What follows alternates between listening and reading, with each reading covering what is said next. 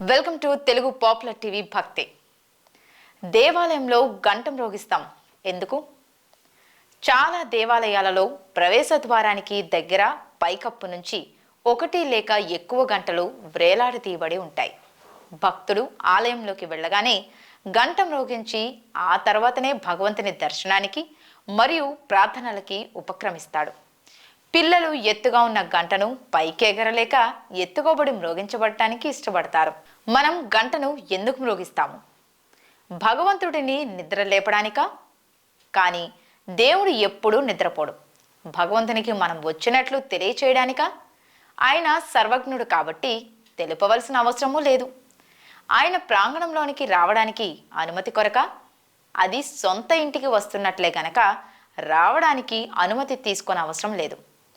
భగవంతుడు మనల్ని ఎల్లవేళలా ఆహ్వానిస్తుంటాడు. మరి మనం గంటని ఎందుకు మ్రోగిస్తున్నట్లు? గంట మ్రోగించడం ద్వారా వెలువడే శబ్దం మంగళకరమైన ధ్వనిగా పరిగణించబడుతుంది.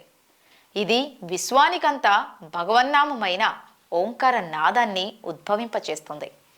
సదా శుభప్రదమైన భగవంతుని యొక్క దర్శనం పొందడానికి బాహ్య అంతరాలలో పవిత్రత ఉండాలి. అందుకే గంట వైదిక క్రియాపరంగా హారతి ఇచ్చే సమయంలో కూడా మనం గంట వాయించుతాము. ఇది కొన్ని సమయాలలో మంగళకరమైన శంఖారావములతోనూ మరికొన్ని ఇతర సంగీత వాయిద్యాలతోనూ కూడి ఉంటుంది.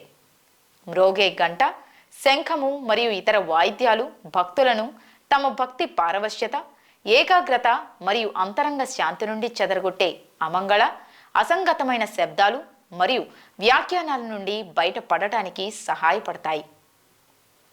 ఇది గంట మ్రోగించడంలోని అదనపు సంకేతం. మనం చేసే నిత్య పూజ ఆరంభంలో ఇలా చెబుతూ గంటను వాయిస్తాము. ఆగమార్థంతు దేవానం గమనార్థంతు రక్షసాం కురుఘంటా రవం తత్ర దేవతాహ్వాన లాంఛనం. దైవాన్ని ప్రార్థిస్తూ నేను ఈ ఘంటారామం చేస్తున్నాను. దానివలన సద్గుణ దైవీపరమైన శక్తులు నాలో ప్రవేశించి అసురి మరియు బాహ్యాభ్యంతరాల నుండి వైదొలుగుగాక.